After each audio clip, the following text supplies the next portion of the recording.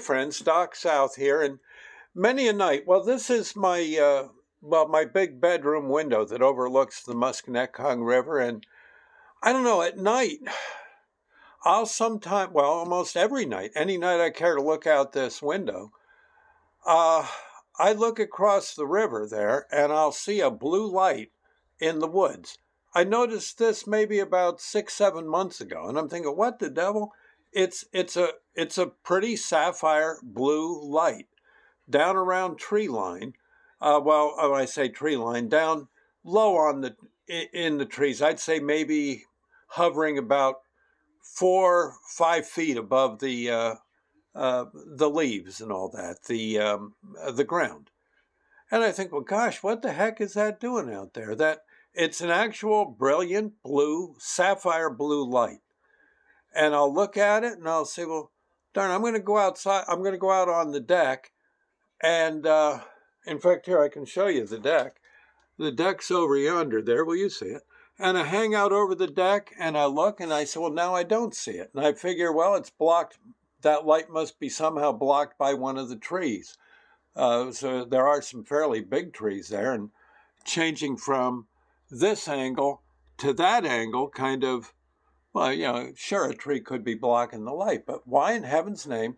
There's no houses out there, not a house to be seen. Maybe further upstream or downstream, yes, but not here.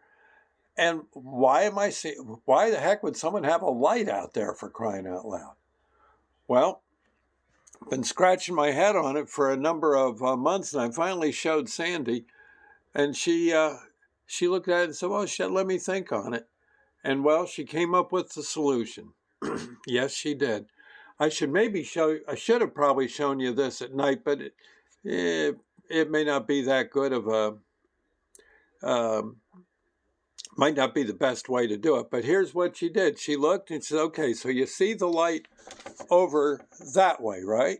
I said, yeah. She says, and there's no one out there. There's no electricity out that neck of the woods that we know of. I said, no, nothing I know of. She says, well, let's see. So she looks over here and she says, I wonder, she says, let's just look. Now it was earlier morning when she did this, but she looked over at the neighbor's house. Now that's not the immediate neighbor, but there's a neighbor further down. And evidently that lady, Sandy said, well, here's your answer. Says, look, she hasn't turned it out yet. There's a blue light on her porch. I said, yeah. There's a blue light on her porch. I said, yeah, but that's not across the river. She says, no, it isn't. But here's what's happening. That blue light comes through this window. Okay? Says it comes through this window. You wouldn't necessarily notice that it did or didn't.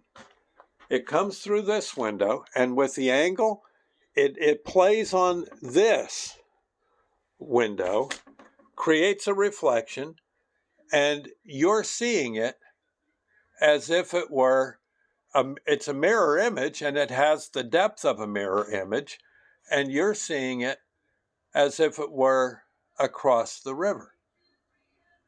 I said, well, I'll be doggone if you aren't right. That's got to be it. Indeed, and indeed, last night I checked it out, and whoa, yes, indeed. So, yeah, Sandy solved the mystery. Honestly, I was beginning to wonder if we had campers over there.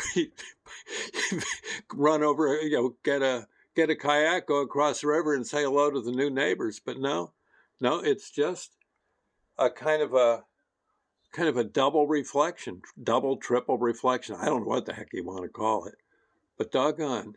Well, the eyes do play tricks, don't they? It's done with mirrors. I'll see you. Bye now. God bless.